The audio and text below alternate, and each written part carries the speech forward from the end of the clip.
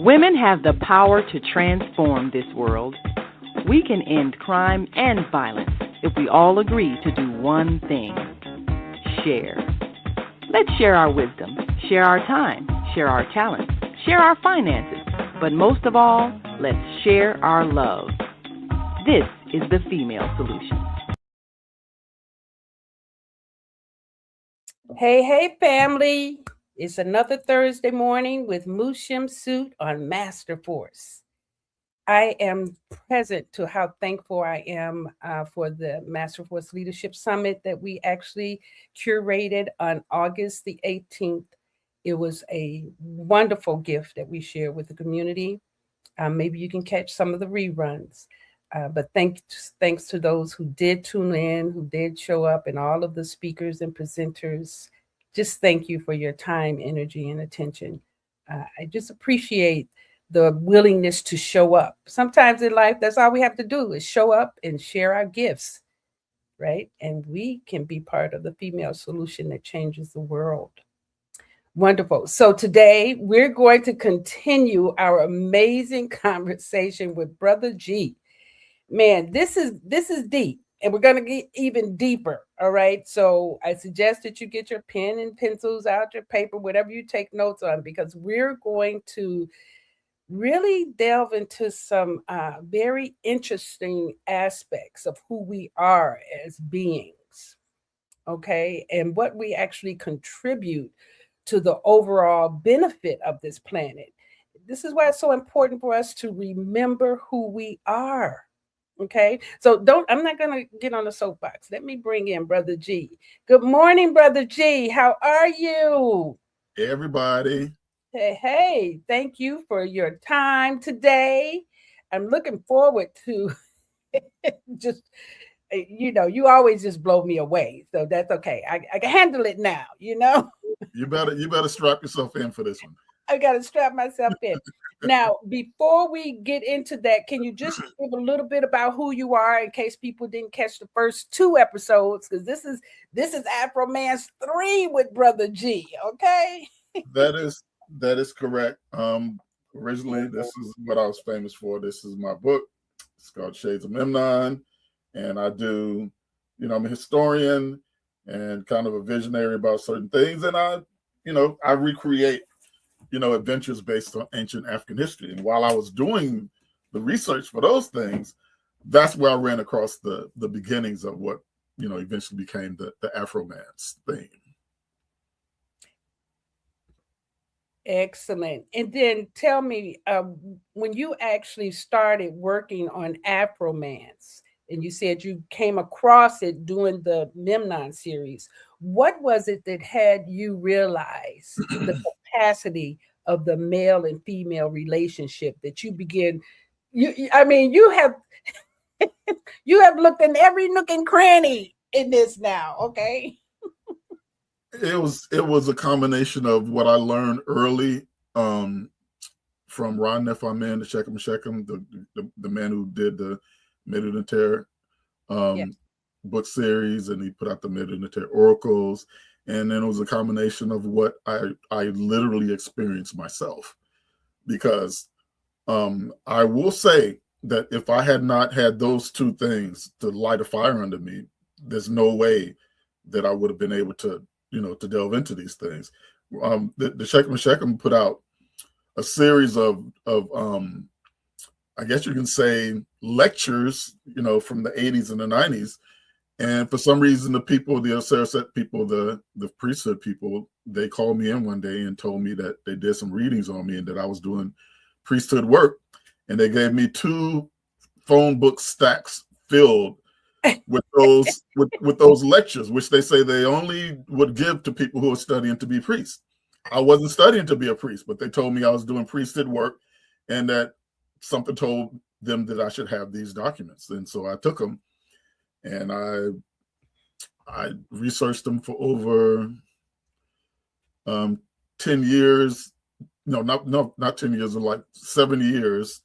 And I'm still doing research on them to this very day. Within those documents, Ron Nefaman talked about the very foundation of human existence is the yin and the yang, what people call the yin and the yang, the male female, how all that fits together and all of that. And then amidst all of that, I actually had what you call a lightweight and a not unintentional tantric experience with a woman, and we were making love, and she was really feeling funny because she lit candles while we were doing it, and she only had some black candles, and I told her, "Don't worry about the candles."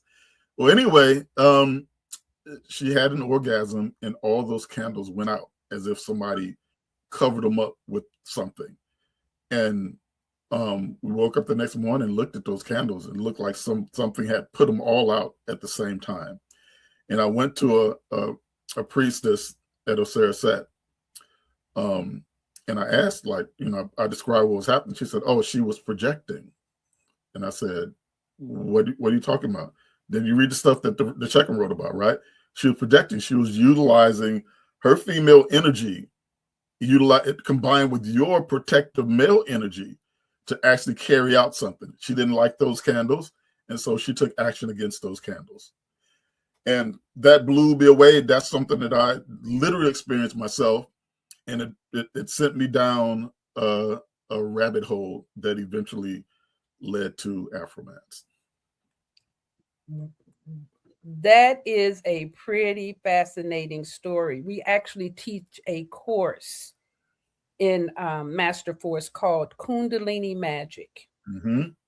And we work with couples to have them understand how powerful their unionized energy is, especially at the point of ejaculation, or even non-ejaculation, because it's the culmination of their energy and actually forming one thought. Where two or one are gathered, where two are gathered, right? Where two are gathered, you can concentrate on something and create the outcome.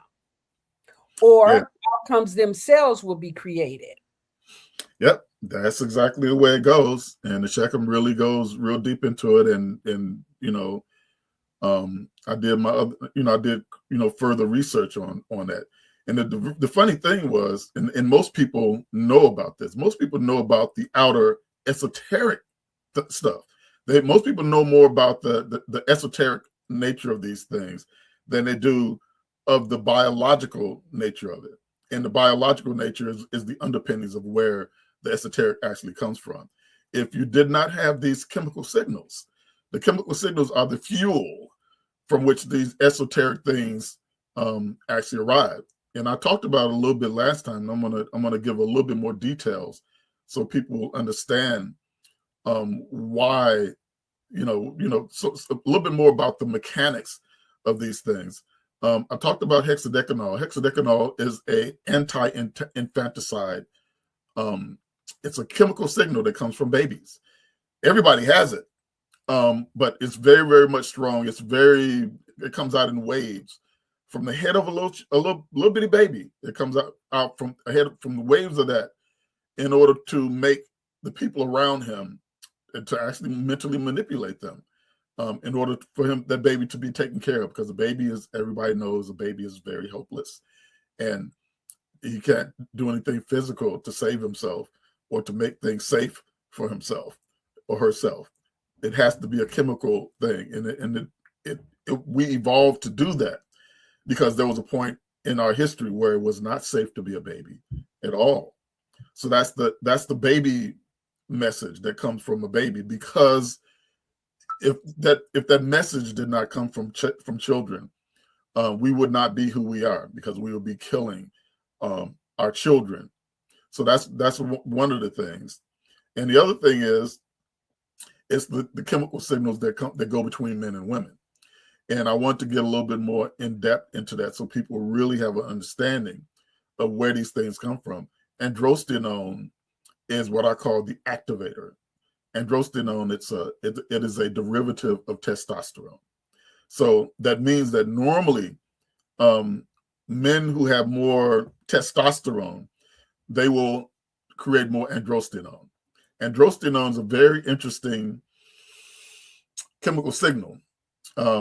When women smell, it comes from the underarms and the bodily odors of men. That's where it comes from. It comes from your apocrine glands. There's two types of glands in the human body.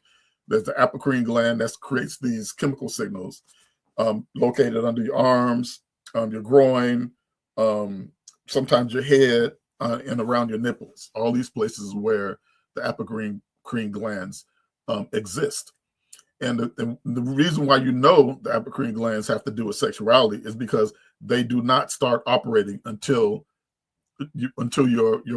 puberty. They're part of our sexual organ system that most people have no idea about. So when a man secretes this androstenone, when women smell, they breathe in and they inhale the androstenone. It vaporizes from off of a man. Okay, that's just two ways for you to experience androstenone from a man: from breathing it in, and from having it, and from sexual intercourse. From sexual intercourse, that's how it sort of soaks into your body. Either one, but most people experience it, on an ongoing basis from breathing it in. And when a woman comes in contact with androstenone, what it does is it makes a woman calm, and very, very interestingly, it makes a woman very, very generous. And, I'll be describing in a minute why it is that this was created to make women generous, and why you have to have generosity in women from an evolutionary standpoint. And then the third one, there's a picture. And then the third one, is estrotestosterone. And this is a very interesting one, and I want ladies to really hear this and understand. Estrotestosterone is a combined chemical signal. You don't get estrotestosterone unless you get the androstenone. When you take in a man's androstenone into your bodily system, the androstenone will migrate to your ovaries, ladies. It migrates to your ovaries, and then it gets combined with estrogenic material that your ovaries put out, and it gets combined into something different called estrotestosterone. And estrotestosterone is not for you women. It's not for any other purpose but to affect men. And when men breathe in the estrotestosterone, as I was telling Shemsu-t last week, it makes you into a Barry White type character. It makes you very, very motivated to have sex with a woman, but it also makes you motivated to earn it from being a civilized human being. It makes you want to be civilized in order to get that woman. And so that's one thing that it does to a man. The other thing that it does to a man, it makes men get along with other men. That's another really big thing. And the other big thing it does, androstenone, not androstenone, but estrotestosterone will make a man, it will not, let me backtrack a little bit. Androstenone and estrotestosterone, they are pushes. They don't take over your mind. They push you towards a certain way. And what estrotestosterone will push a man towards is being creative in a way that benefits community as opposed to benefit himself. And the reason why they know these things is because scientists have done very extensive research, and it's in my book, detailed in the Afromance book, about the effects of these things. In other words, anybody who's had a psychological test or know anything about doing psychological tests, there's tests that you can do to people where you subject them to certain things, and then the test will tell you whether they're being altruistic or not, whether they're being selfish or not, whether they want to share or not, under the different circumstances. And they did these things with these chemical signals, and they found out that they are invariably, and this is the miracle part about it, ladies and gentlemen, they are pro-social chemical signals. Nobody that they have subjected these chemo signals to has been inspired to do harm to anybody. They go one way, right? And that is to make you pro-social. If you put up the images from the start here, and then I'll go through this so people will be able to see the application of these. So here it is, the chemical piece, from violent apes to guardian niche. Human sexuality is not a private reproductive transaction. It is an advanced pro-social technology engineered for survival. The beginning of this, y'all, that made me understand this is the revelation that I had when I found out how the apocrine glands work and what they do. We all are familiar with sex being something that is between two people or behind closed doors. No, your human sexuality is not expressed mostly in that way. The apocrine glands are very much public. You go around in public secreting these chemical signals, and those chemical signals are activated at puberty. This is a sexual thing. It is a publicly sexual thing, right? And it is a pro-social public sexual thing. And the reason why, as from what you see with this image here, is because human beings evolved from something that was like the apes that we know of, the gorillas, the chimpanzees, those type of creatures. We evolved from them. And show the next slide, and we'll see. It's very interesting. Those creatures, they can have sex maybe a couple dozen times, and then that will result in a pregnancy. Those creatures. So we can have sex up to over 1,000 times before we get a pregnancy. So scientists for a long time, and some of them still are trying to figure out, why would that be? You know, these other creatures, they're very efficient with the way that they have, you know, with the mating and all that, because, you know, everybody knows that mating is for making babies, right? Well, for those creatures, it's primarily for that purpose, but for us, it's not. For us, it is to generate and secrete these chemical signals. Why is it so important? Next slide, Moot. Here's the reason why those chemical signals are so important. The violent ape baseline, infanticidal loop. The male strategy of chimpanzees, gorillas, baboons, and a whole bunch of other apes is when a alpha male takes over, one of the first things that it does is it will kill the infants of the other alpha male. In other words, an alpha male will beat up the other alpha male or kill him, take over. He's running things now, right? And the first thing he does is line these females up in a row or chase them down, grab their babies out of their arms, dash their babies against the trees, tear their babies' throats open with their teeth. They will kill the infants of the rivals. And what that does is it puts the females back into estrus so that now they can have babies with them, right? Yeah. This is a part of the ape world that most people don't know anything about. They don't talk about this with the zoo thing. You know, they don't teach this because it's so brutal. It is brutal, it's cruel, and it is how they reproduce. Now, here's the other revelation for ladies, right? There's a lot of people who think that that only male creatures, only male primates act this way. Well, I got news for you. The female strategy among these apes is it is very common for a female ape, a female primate, some of these lower primates, because we're primates too, we're just a higher primate. But some of these lower primates, what these females would do is you better hope for the baby's sake that there's plenty of food in the area where they're feeding. Because if the food starts running out, the females will sneak up on another female while she's holding her baby in her arms and snatch that baby out of the other female's arms and kill it so that her baby will have more food.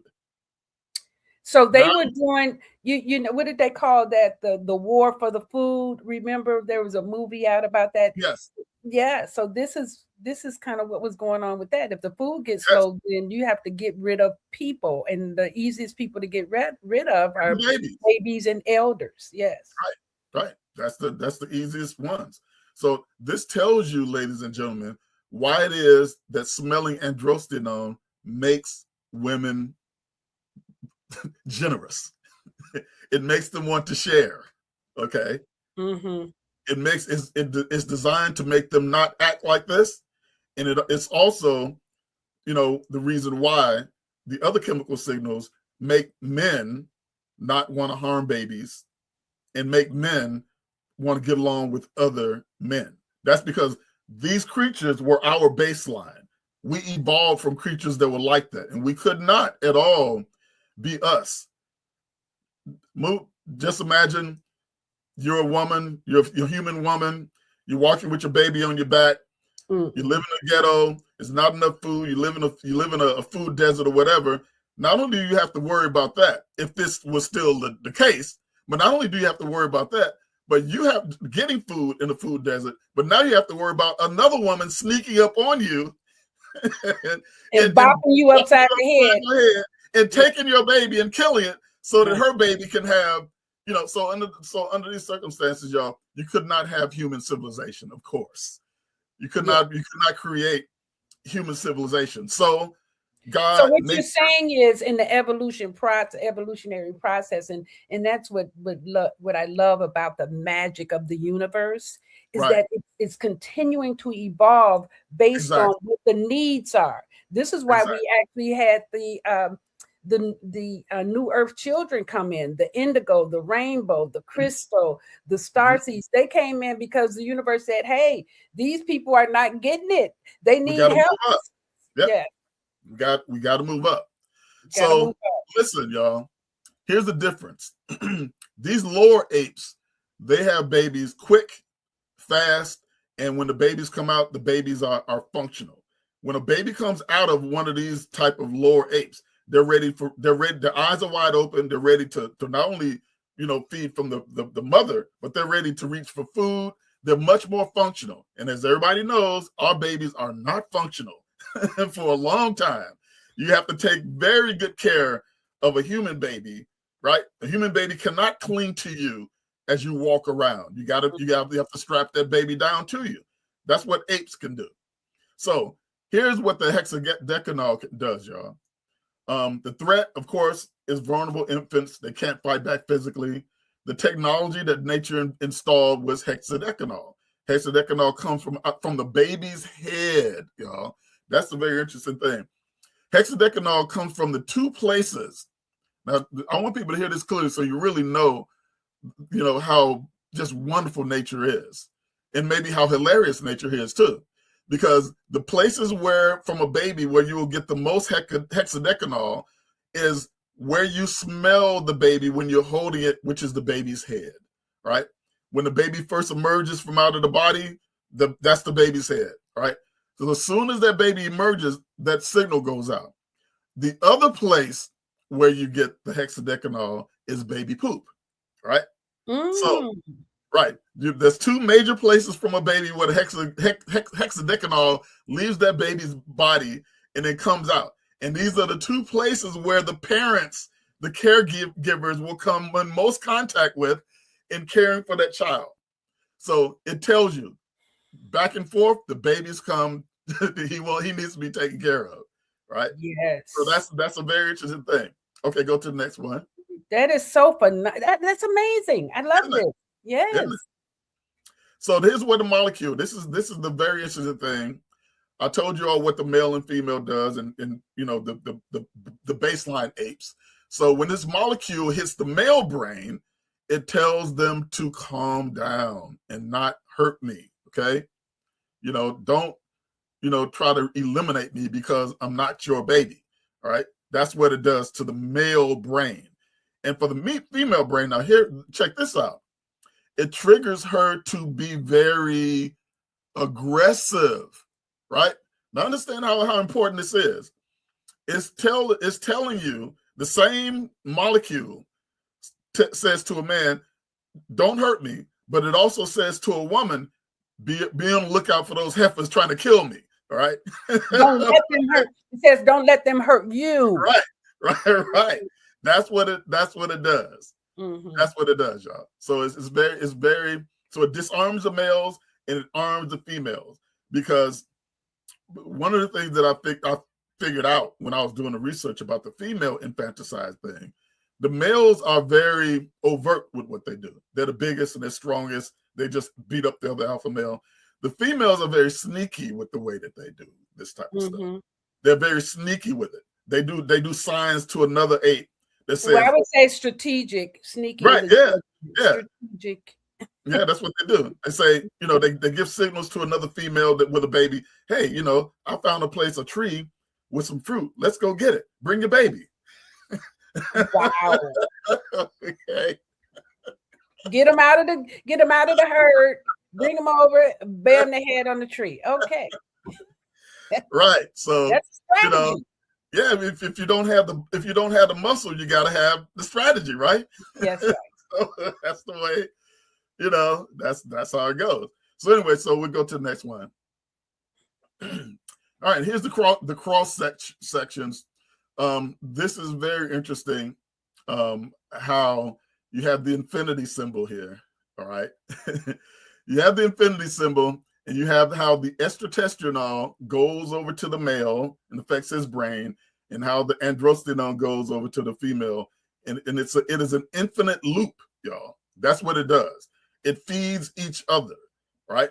If you do not have this loop in place, it cannot feed each other. You have to have people to come in and be involved in this. People have to.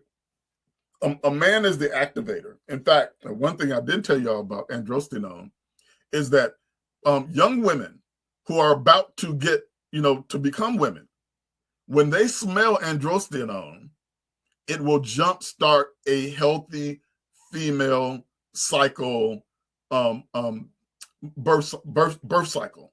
It strengthens everything that has to do with baby making inside of a woman, right?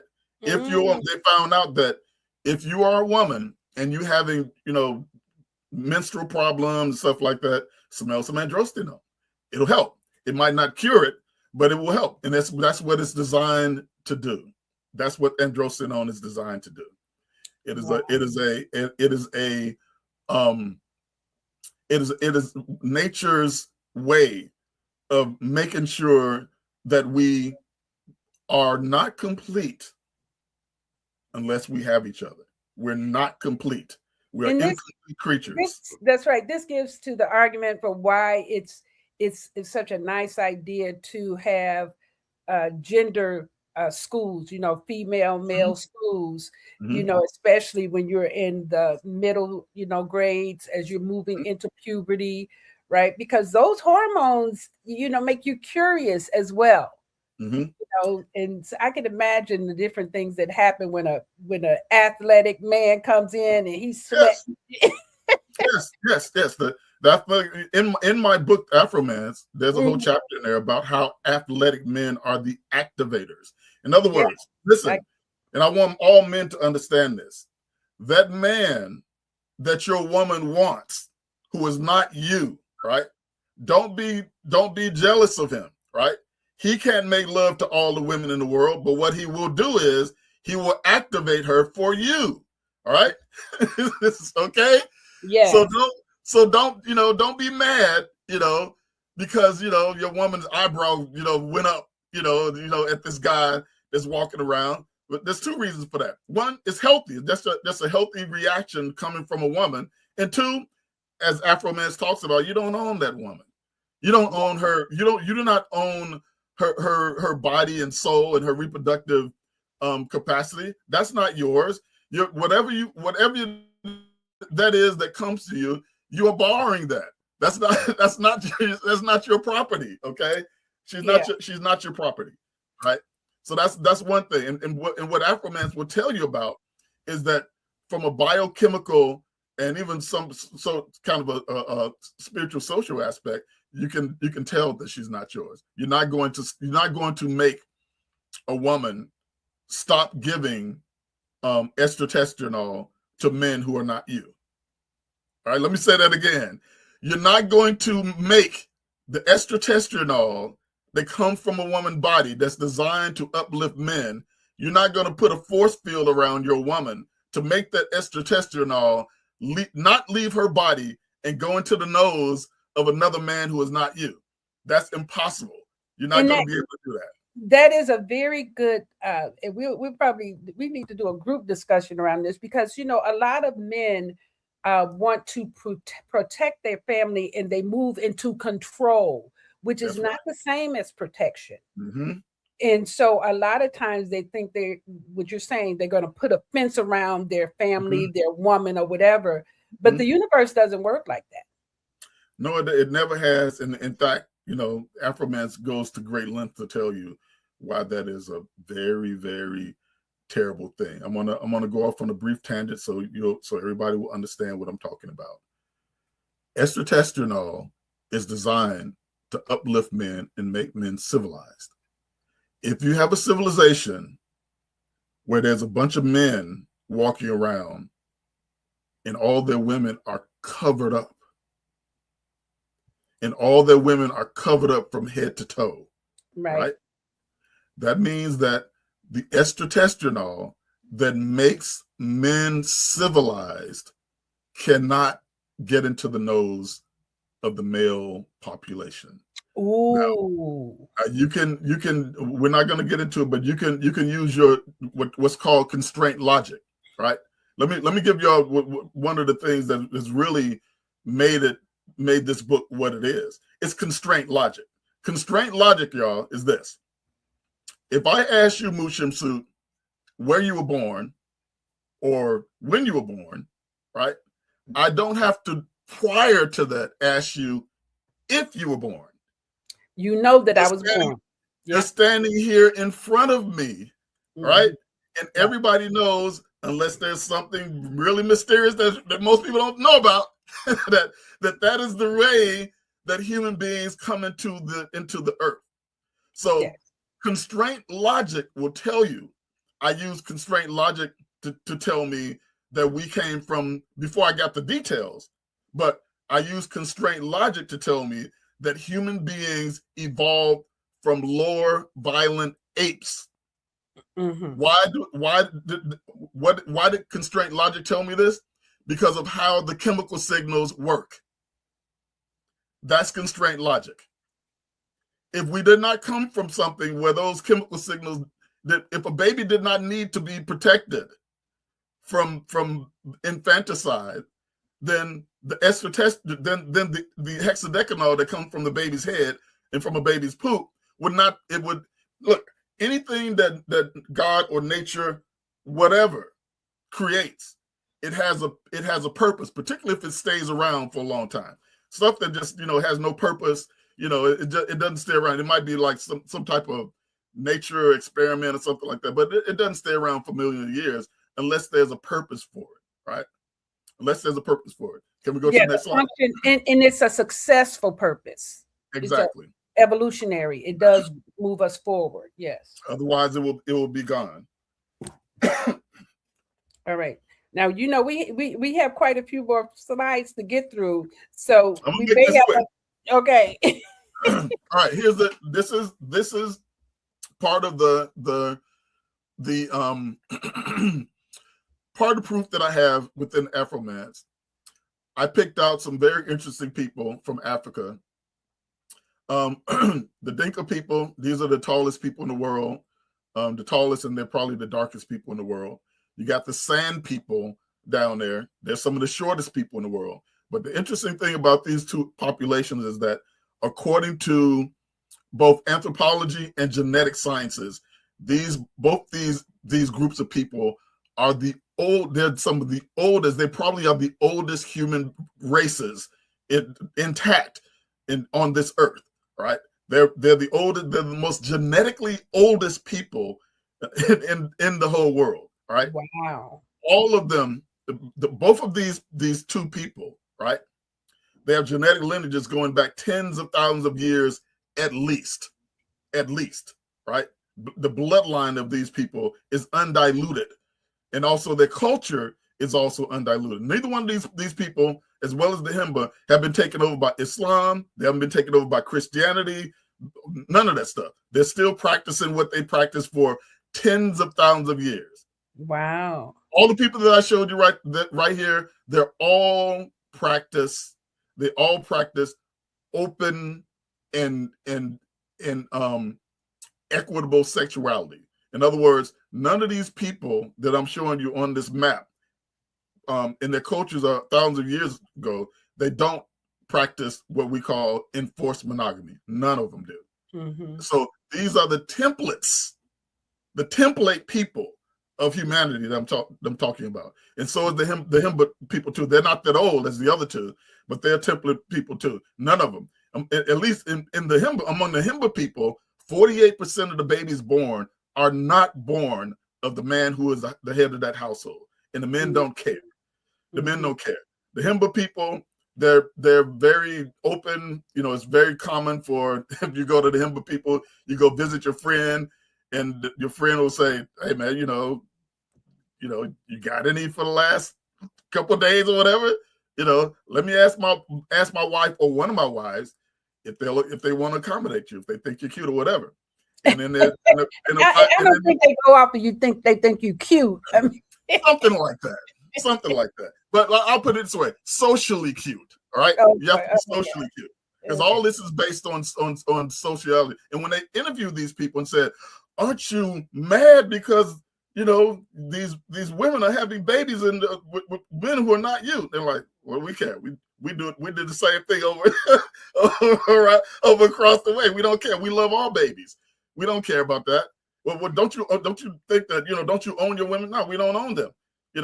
That's not how we think, right? Yeah, we missed the idea that the universe is always going to populate, always going to populate. So a child coming into the world, it doesn't even care what vessel is coming through. Let me in. I have something to do, to teach. I have to learn myself. My soul has work to do. So it's going to come in whatever way it can get in. All right, next slide there. All right, this is the Ankh, and I broke it down for the major elements that I've discovered during Afromance. The top loop right there, it's very interesting. That is the manufacturing center for estrotestosterone and for hexadecanol, right? That represents the woman's womb, right? That's where that stuff gets manufactured. Okay, you don't have a manufacturing thing, right? And now, very tellingly, all right, a woman's this. I'm about to answer a question that people have thought in their mind that they have not wanted to maybe come out with, right? Here it is.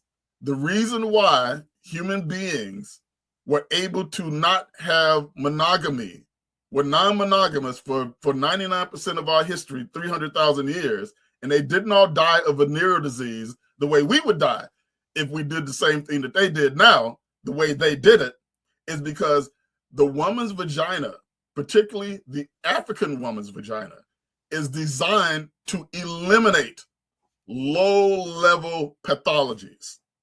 Wow. Low-level pathologies. If low-level pathologies, what we call STIs, get inside of your strengthened regular woman's vagina, it will eliminate those things. That's what it's designed for. Remember now, we're talking about times where you didn't have no pharmacies, and you didn't have no antibiotics. You didn't have none of this stuff. So God had to create something. Why? Because the human beings will always come into contact with biological stuff that might be pathogens. That's part of human life. So, but in order to make sure that we can propagate and do what we need to do to process these chemical signals, what happened was that it created a pathogen moat. I call it the vaginal moat. A moat, if anybody understands, is something that you put around your castle, you put around whatever it is that you're trying to protect. That's right. To keep something out of that, from coming in. And so this is what the vaginal moat is designed for, and what it actually, it kept us, safe from all these STDs. Now, what happens is this: the STDs will always get stronger if they can. If you get an STD and then you place whatever part of your body that STD has jumped on, and you put it somewhere where there's no vaginal moat to kill that STD, right? What will happen is that STD will bounce around in that non-moat area. It will bounce around and it will get stronger. They call it gain of functions. It will evolve from a weak pathogen into a strong pathogen, because the woman's vagina was designed to eliminate that. So I'm gonna let you use your constraint logic to understand what I'm talking about here, right? We're not gonna get into it, but you can use your own constraint logic about that. So the next thing, the crossbar is the men and women giving those chemical signals to each other, and the stem, of course, That's the baby. That is the if it wasn't for the hexadecimal, y'all, if it wasn't for the hexadecimal, the first thing that had to be done, y'all, the most urgent thing that had to be done for the human species to turn into what I call the guardian species, you have to quit, you have to stop that infanticide. Yeah. That's number one. If you don't, the infanticide, according to the scientists that have looked into this, the hexadecanol has to come before the estrotestanol or the androstenol, because you won't even get to those because the baby's dead and then your whole race is dead. Everybody's dead, and you're still eight. That's right. Right. Next slide. All right. Here's what this is what I have the evaluation here. I have the evaluation of the way African people, all right, as the basal people that evolved this. Now, other people can and do evolve the African matrix of mating, right? But unfortunately, we're under now the ownership niche, and this came about in the Neolithic, male enforced polygyny, and this is very interesting, y'all. This is what makes it so astounding, is that we're really not in a monogamous, culture anyway. We're in a polygynous culture. Why? Because men under the ownership niche, as soon as they get power, they get as many women as they want. As many as they can afford. Absolutely. Right, as many as they can afford. They will get, and guess what? The other people around them, including women, will just say, oh, well, they're rich, they're powerful. They can afford it. They can afford to be like that. Yeah, they can afford it. So, so I'm not gonna complain. Hey, Trump, man, doesn't your wife hear about you getting with all these women? Who cares? I'm paying her enough money. I'm paying her enough money. Absolutely. Right. What's this girl Cassie? The girl Cassie that was in this thing with P. Diddy. There was a court proceeding that said that she called up when she after getting beat on and peed on and all kind of stuff. She went and she called Nicki Minaj and she said, Nicki, oh, he's doing me like this and he's doing like that. And Nicki said, girl, you better stay put. You know how many other women want to be in your position? You can take as many punches and as much pee as you can take, as long as you stay in that rich position with that rich man. But that's only if you have the value system that says that, well, right. Material living is more important than my peace. Exactly. Right, exactly. So let's go to the next slide. We all know what this is all about here. Yeah. All right. The genetic height, y'all. All right. Scientists know. All right. It's a very, very common thing. Scientists know that pre-agriculture all over the world, when they examine the genetic structure of human beings, what happens is they know that human beings, our lineage as human beings is a 2-to-1 thing. We had two female ancestors for every one male ancestor, right? That's because the females were editing out the men that were unsuitable. They were editing them out, okay? They were having sex with them, but their bodies, due to what's called cryptic female choice, will take the sperm of a man who is unsuitable and discard that sperm, right? And then it will take in the sperm of the man who is not. Now, when you get to the Neolithic, that's when the horrible people took over, right? Now it became a 17-to-1 ratio. All right, 17 women to one man. Why? They know this because they examine, once again, the genetics. Sometime around 3,000 to 5,000 years ago, some horrible men took over. They killed and kicked out most of the men, and they took hordes of women for themselves. Whole harems, right? Wow. They took whole harems of women for themselves, okay? And they restricted them. And under those restrictions, what they would do is they would restrict them from having cryptic female choice, right? They didn't have the ability to access choice. So the men, they made the women keep having psychopathic men like them. You understand what I'm saying, y'all? Cryptic female choice was evolved from women in order to get rid of that violent ape and to breed a human being who can be civilized. So this is what happened, y'all. they invented the whole bastard thing. In other words, now you have a category of kids who are the unwanted kids. Now, the men are going around with those 17 women that they were getting with.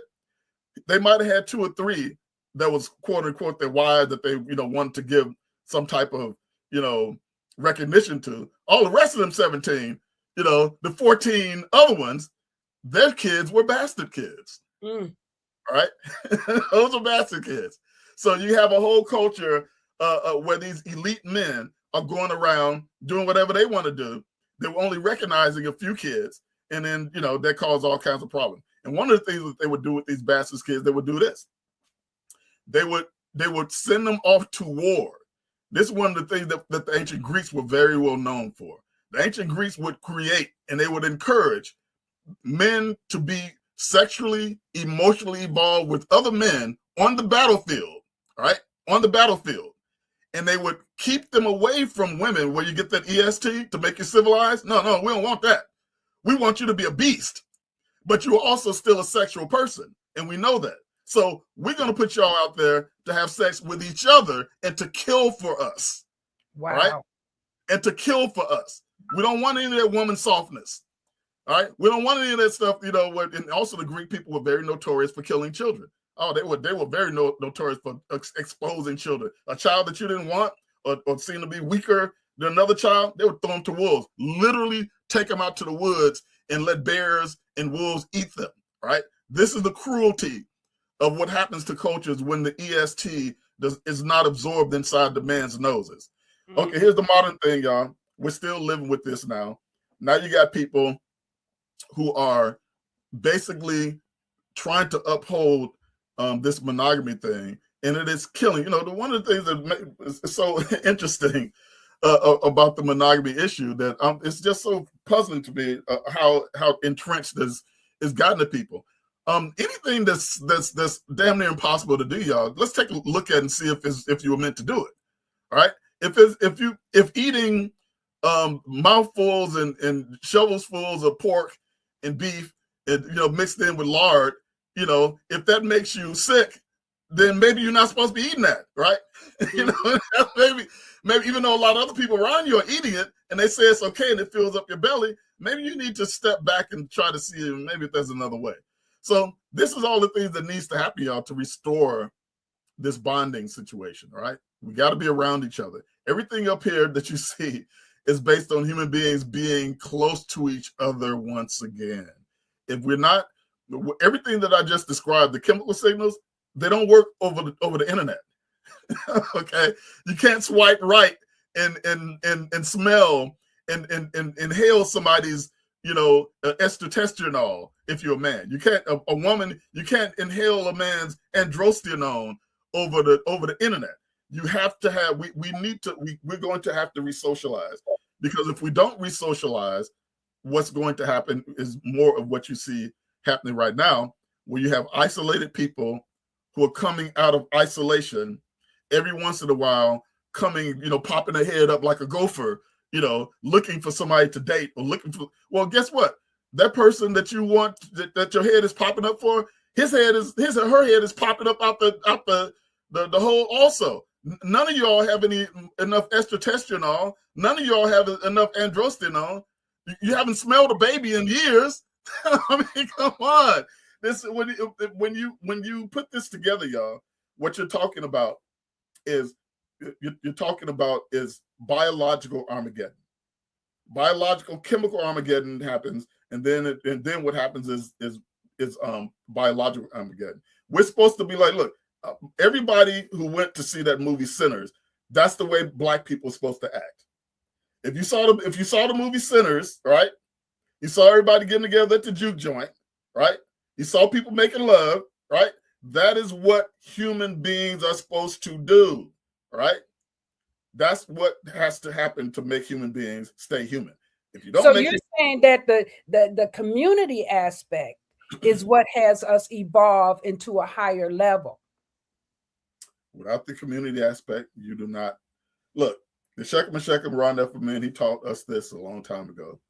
He said in one of those lectures that it's a misnomer that high spirituality is achieved by somebody going up and sitting on top of a mountain, and ain't nothing but mountain goats and you know, bears and, you know, cats around and stuff like that. You're sitting in a lotus position to achieve some type of enlightenment. Well, the only thing you're going to achieve at that time with that is blue balls if you're a man, all right? you're gonna be sexually deprived because human beings are supposed to be having sex, and you're not going to whatever type of enlightenment that you come upon, and you'll get some type of enlightenment, but enlightenment is meant to be shared. It's a social thing, y'all. It's a social thing. If you don't have a socialized enlightenment, you don't have enlightenment. you don't have anything without socialization, and you don't have anything without socialization without the underpinning of the chemical signals.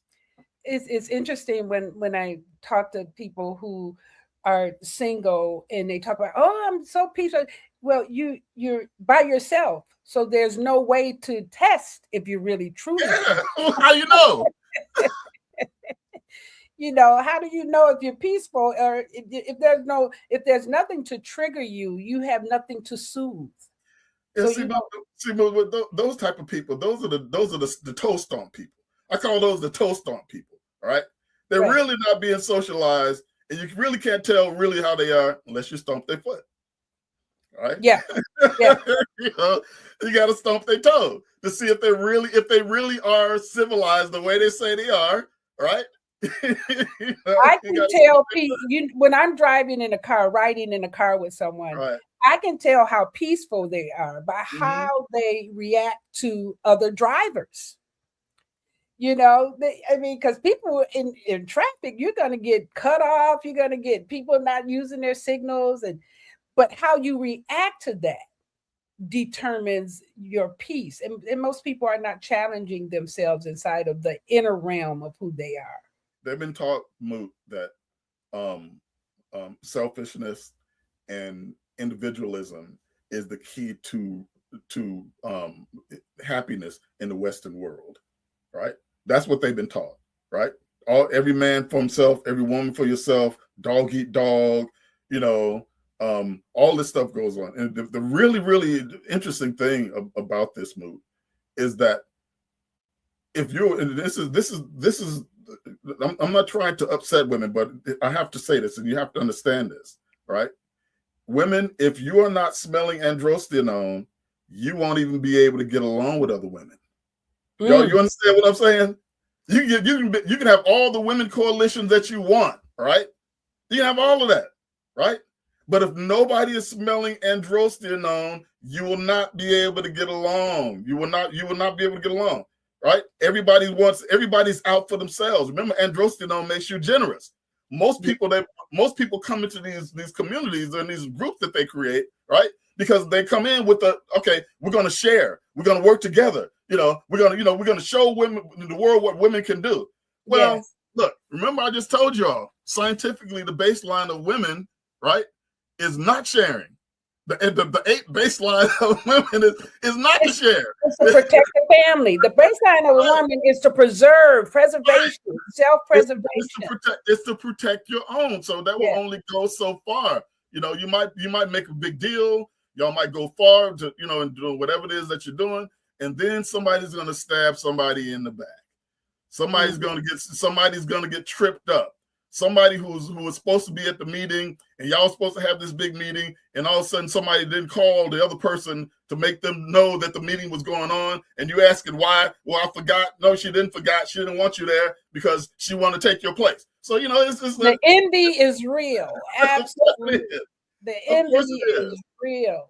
Of course it is. Our job as men, okay, is to protect you both in the outer way, right? From you know, bears and other men and whatever coming at you, but it's also to protect you from these hidden inner type of things that's going on too. And we protect you, and one of the ways we protect you is with our male presence. Our male presence is the androstenone that you inhale into your lungs as women. It's designed to make it so that you can get along with other women, that you don't hate another woman's child, Okay. But what about the men? I mean, and especially the younger generation, they tend to the men stay in their group of men. So, what does that do for them if they're not, smelling the scent of women? Although most of them still do go to their woman at night, right? Don't they? Here's the thing about that move.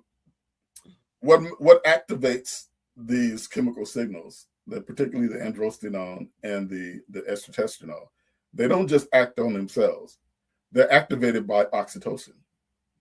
Mm-hmm. They're activated by people coming together in joy.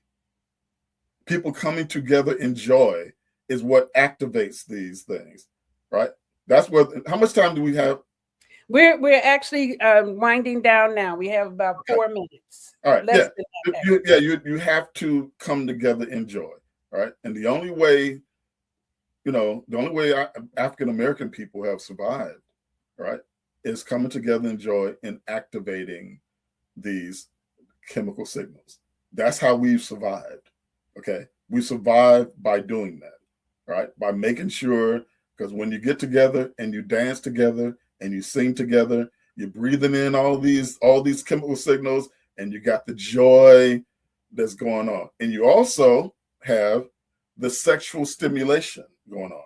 Mm-hmm. You have to have men and women coming together and being sexually stimulated with each other. You're not going to have, and hear me clearly, y'all, the monogamy dream where you're going to be able to turn on sexuality and attraction off and on according to who you're in love with and who you want to stay with forever. That is a pipe dream. And if you keep on trying to do that, that means that you're going to do one thing. Here's what you're going to do. You're going to say, okay, I need to have somebody, but I don't want to settle. So if you never meet that person, if that perfect person never comes up, and you never settle, so you didn't settle at 30 years old. You was getting out of school, right? You didn't settle at 40 years old. You was advancing your career. You didn't settle at 50 years old, right? Because now you want to travel, right? Yeah. Didn't settle at 60 years old, right? And now you're dead. You didn't settle. You're gone, all right? You're dead and gone. Yeah, because after 60, if you don't create ways to extend your life, it really does start to deteriorate. You have to extend your life after 60, and that comes from, again, community. Mm-hmm. You have to do that. Again, always when people ask me about this, just go watch the movie Sinners. Everything that you saw the movie Sinners do, that's what human beings are supposed to be doing, including the so-called illicit sexuality.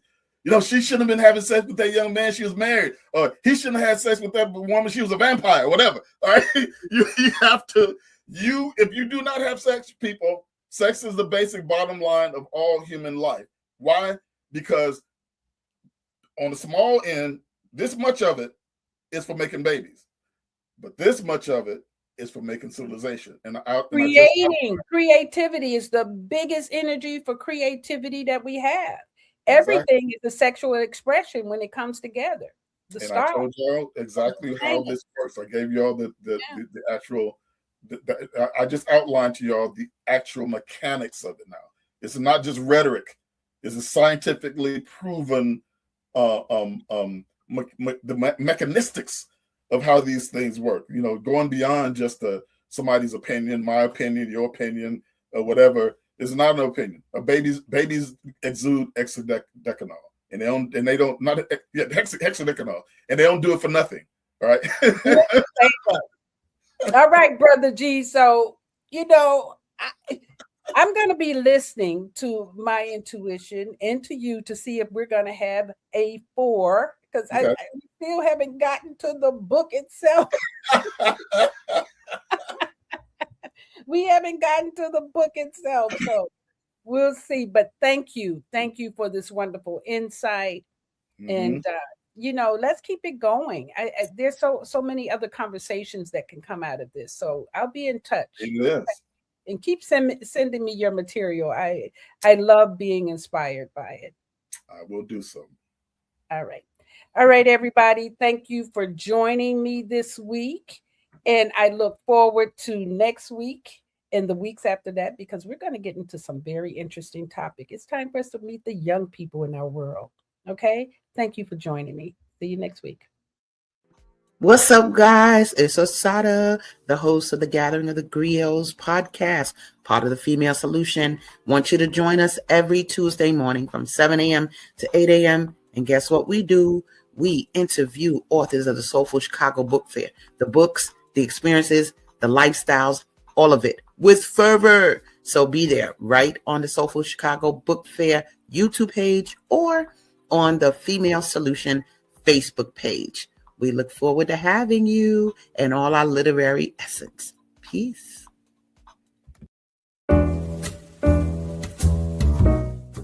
We've come to the end of our show today. If you missed any broadcasts, go to our website for the audio and video archives at www.thefemalesolution.com.